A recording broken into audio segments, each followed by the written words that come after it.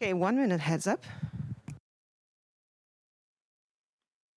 Thank you.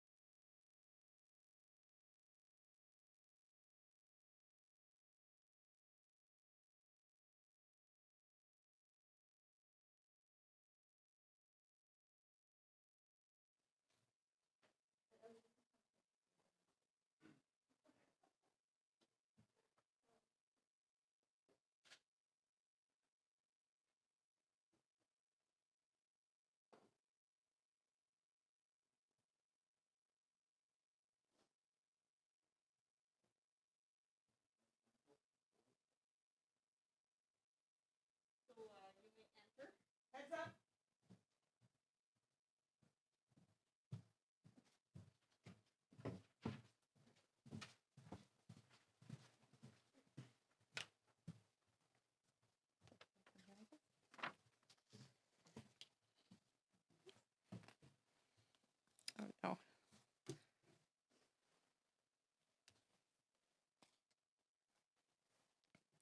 Good afternoon. First off, a warm congratulations to the World Food Program for winning the Nobel Peace Prize. It is a pleasure to co-host this event with Norway. As Nelson Mandela said, freedom is meaningless if you can't put food in your stomach. And with famine stalking at least 4 regions of the world, including West Africa's Sahel region, Yemen, and South Sudan, we are looking at a looming disaster affecting the lives of millions of people. The Nobel Peace Prize recognizes the WFP's efforts to combat hunger and its contribution to bettering conditions for peace in conflict-affected areas and for acting as a driving force in efforts to prevent the use of hunger as a weapon of war and conflict.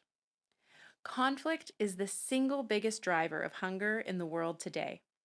But hunger can also drive further conflict, creating a vicious cycle of violence and deprivation.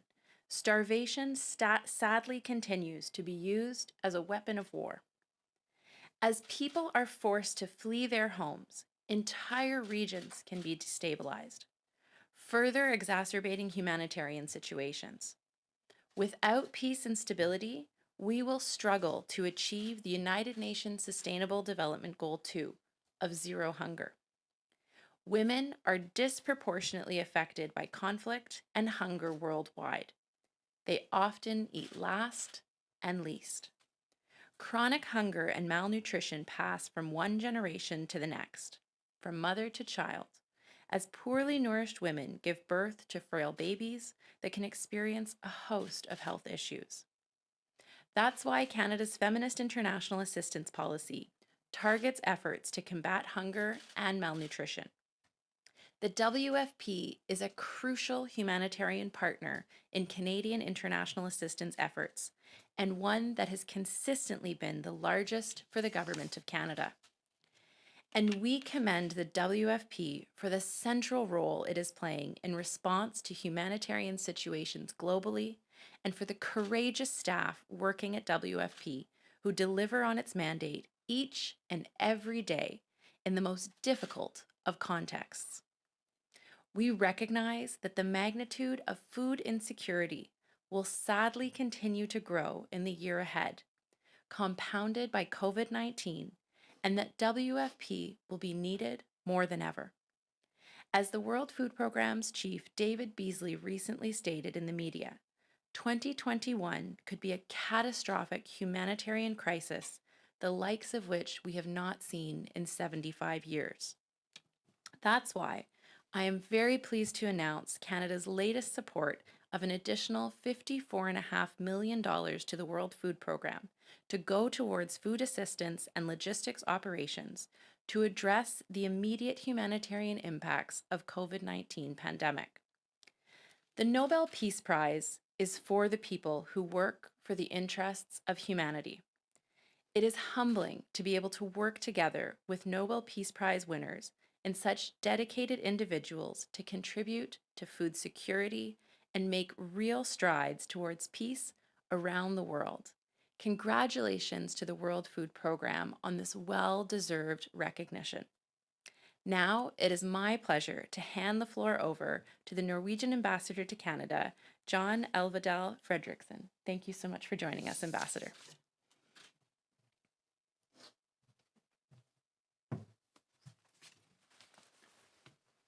Thank you, Minister Gould, and thank you to Cooperation Canada, and thank you for World Food Programme for making it possible for us to congratulate the World Food Programme on the Nobel Peace Prize here today in Ottawa. On behalf of the Norwegian government, I would like to congratulate the World Food Programme with this very well-deserved prize. The Norwegian government is not awarding the Nobel Peace Prize, but we do recognize that this prize is very, very well deserved.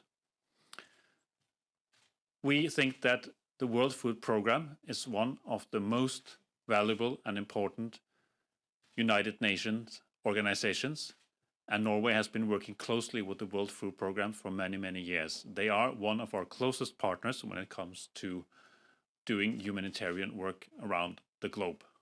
And just this year, in 2020, the Norwegian government allocated about the equivalent of 120 million Canadian dollars, close to 1 billion Norwegian kroner, to the World Food Programme.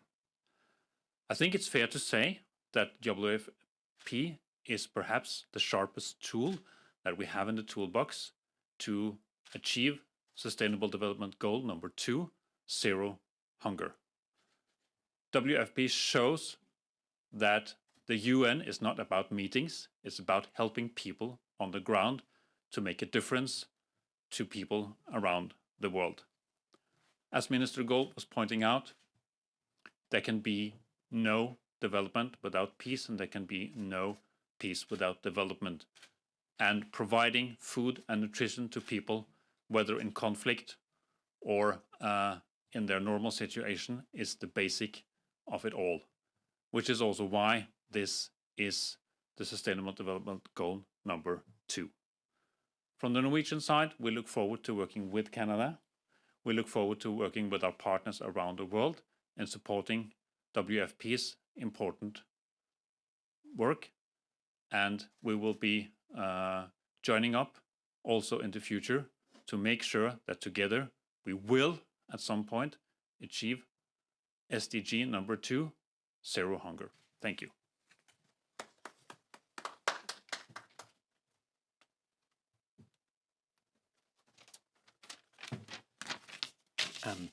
Thank you, Minister. Thank you, Ambassador. My name is Nicolas Moyer. I'm the CEO of Cooperation Canada. It's the national association for the 2,000 plus organizations in Canada that have an international mandate to deliver change in the world, progress that we all need, and as we've heard already.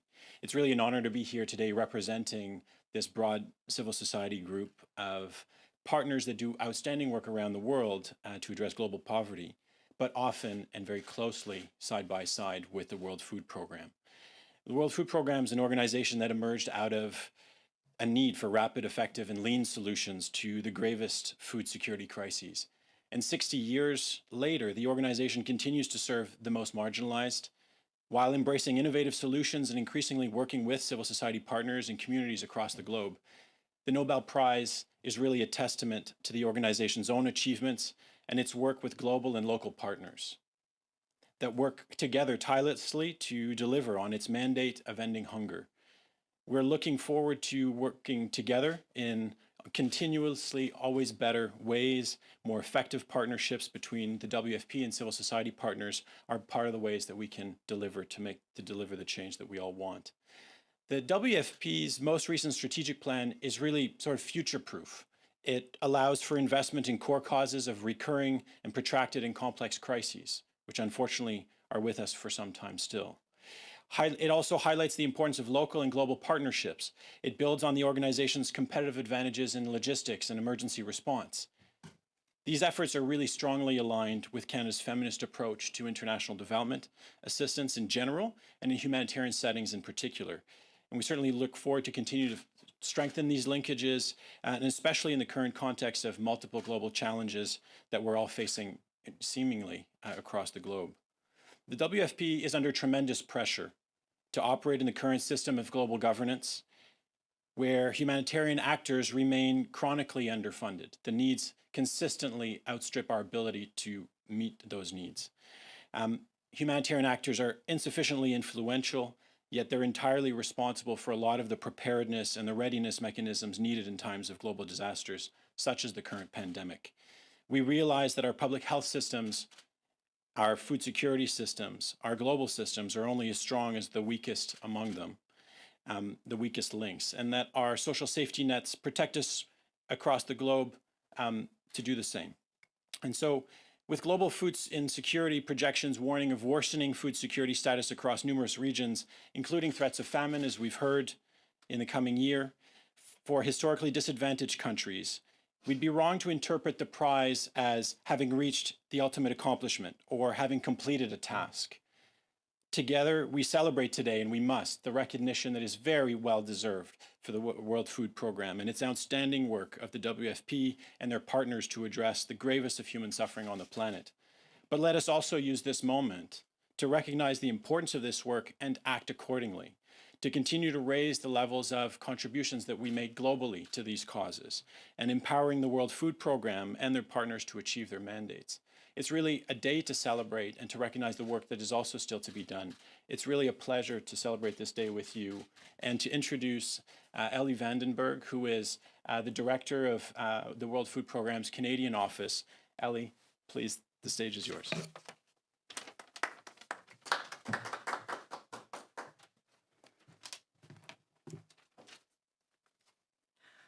Thanks so much. What a year it's been, and how encouraged I feel to have you here, Minister, Ambassador, and Nick, to just pause in a year that's been so difficult and just take a moment to celebrate. Thank you, Minister, for highlighting that the prize is about the 690 million hungry people. Thank you for all of you being here representing the key partners that are part of this Nobel Peace Prize. In World Food Programme, what's nice about receiving a prize as an organization rather than as an individual is we can legitimately call it the People's Prize. The People's Prize because along with the hungry that are essential to be recognized in this prize, we have our partner donor governments. And Canada, since the beginning of World Food Programme, has been a generous and consistent partner. We so appreciate Canada's generosity and also the kind of partner Canada is, the flexibility of the funding, the long-term nature of it, the multi-year aspects of it, and the kind of partner Canada is at our board table. The advocacy for gender equality and women's empowerment, the value-driven nature of the way Canada leads, highlighting the importance of human rights, especially on a day like this, the International Day of Human Rights. We appreciate that kind of value-driven leadership. Thank you, Minister. And thank you for this announcement. More later on that one, but thank you for the generosity. That's just what we need. It's the lifeline we need as we enter into the new year of 2021 to know that we have that generous support from Canada. Thank you, Ambassador. Not only are governments partners in this prize and should see themselves in this prize, but the other governments like Norway and citizens of governments. And we're so pleased to now have a presence in Canada, World Food Programme, so that we can give visibility to this work and engage Canadians and engage other partners here in Canada.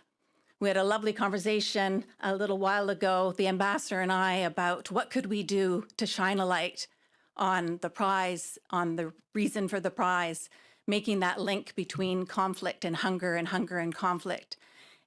Taking a moment to celebrate, but also highlighting all the work that needs to be done yet. We're doing things in this sort of odd way of this distance between each of us, but in a way it represents all those who are behind the prize and need to be recognized in the prize. but also in the hopes that in 2021, we'll do a number of events with Canadians that will include face-to-face opportunities. So thank you, my new friend, Ambassador. And Nick, we go way back about the importance of the role of NGOs as partners. And I've reached out to many of the Canadian partners of World Food Programme when the prize was first announced, and reached out and really encouraged them to make sure that they also see themselves in the prize. World Food Programme couldn't do our work without our partnership with NGOs. They're the small grassroots NGOs, national NGOs, large international NGOs. 3/4 of the cash and the food assistance that we give is through our NGO partners. So pleased, Nick, that you could be here to share in this celebration as well. I'm here as well representing the 20,000 WFP staff, World Food Programme staff, who work across the globe. We had a wonderful celebration this morning. It was virtual, so the prize was given, the medal was given to our executive director in Rome, but staff around the world, celebrities, our partners, were all part of the celebration. Including the International Space Center. The space station had a representative from Japan congratulating us on the prize and giving us that perspective from space about the importance of what we have in common, our humanity, and how food is sacred, and how with famine at the doorstep of humanity, it's important that we all work together. So that was a great celebration. And really pleased that we could have this moment here in Ottawa as well. And I just feel really encouraged. Thank you that we could just stop for a moment in a year that's been so hard. And as we think about all that is facing us in the year to come, the challenge that conflict brings to hunger to conflict, and then COVID on top of that, and what this means in terms of the needs. Our executive director is reaching out to all partners, but also those particularly wealthy people to highlight the need to give. We're short about $5 billion for this coming year, and so we need everybody to step up. And that's why it's so important, Minister, that you announced this contribution today. It means, like I said, a lifeline. It means about 23 countries will be given that urgent humanitarian assistance to ensure that pipelines aren't blocked, that we can have food and cash at the ready. So thank you for this timely announcement. And thank you to all of you for being here. The executive director said at the end of the comments, which included comments from the Norwegian Prime Minister as well, that talked about the prize. Yes, recognizing the prize and recognizing World Food Programme for three things: for combating hunger, for developing the conditions for peace in countries where there is conflict, and also importantly to be the driving force for an end to hunger being used as a weapon of war. And so we celebrate, but we're also in this tricky position of celebration, commemoration, and a call to action, as the Prime Minister of Norway said.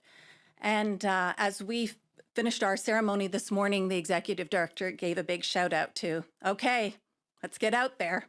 So I encourage all of us to let's get out there. Thank you.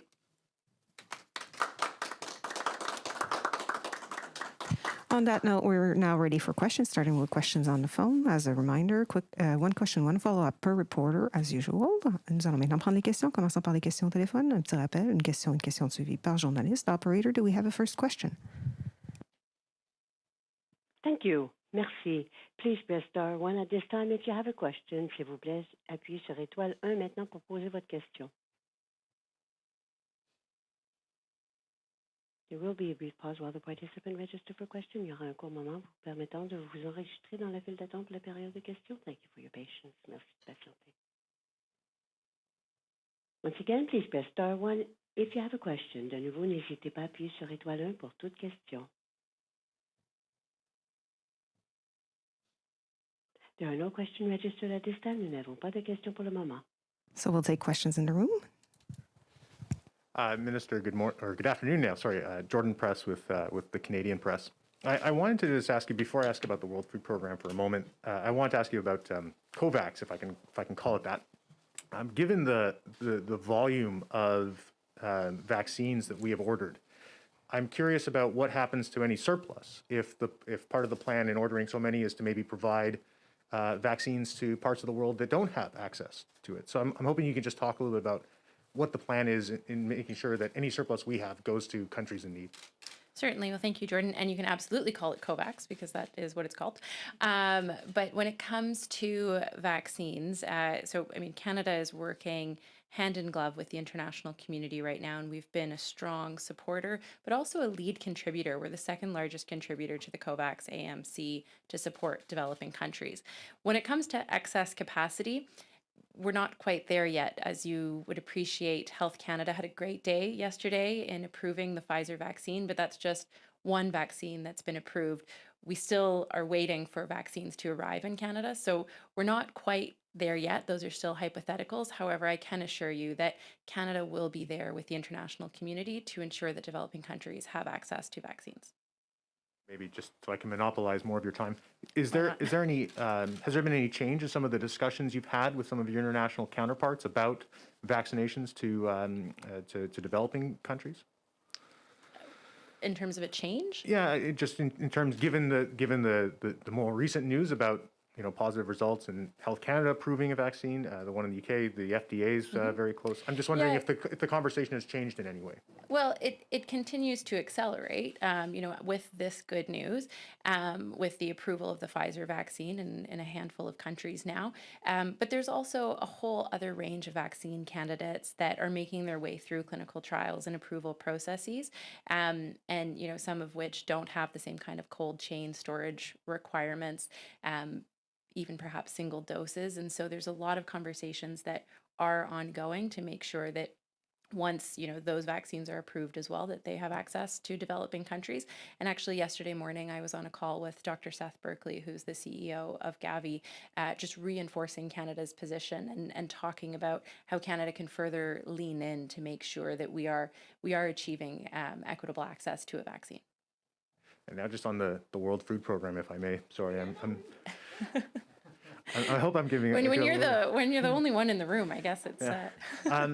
I just wanted to ask. I mean, we talked a little bit about what this means, but can you talk a little bit about what this means for Canadians like Frank Scheffrin, whose contribution to the creation of the World Food Program isn't very publicly known? I'm wondering if you could just talk a little bit about that.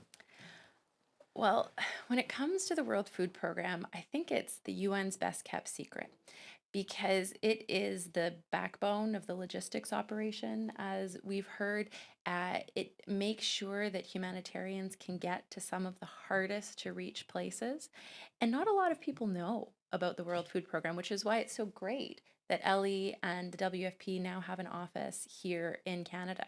And as you mentioned, Canada was instrumental in the inception of the WFP and has been one of the longest, most dedicated partners throughout. And so I think Canadians can take some pride knowing that, Canada was part of the creation and is a continued, valued and important partner. And what Elly talked about, I think, is really important in that we provide multi-year flexible funding, because as we can all appreciate, we don't always know when disaster is going to strike. And so to be able to have that ability to adjust based on need, to make sure that they're getting to the hardest to reach, the most vulnerable, those who are in most need, is extraordinarily important. And we very much value the role, the partnership, and the tremendous work that they do. Last week, I had the opportunity to chat with Canadian WFP staff, and there were over 100 of them on the call. I believe there's about 124 who work at WFP right around the world, and hearing from them in the field around the world, they really do represent the very best of Canada. And I think Canadians can be extraordinarily proud of their contribution to helping those who need it the most. Check one more time on the phone if we have any question, operator. Thank you. Once again, please press star 1 if you have a question. De nouveau, n'hésitez pas à appuyer sur étoile 1 pour toute question.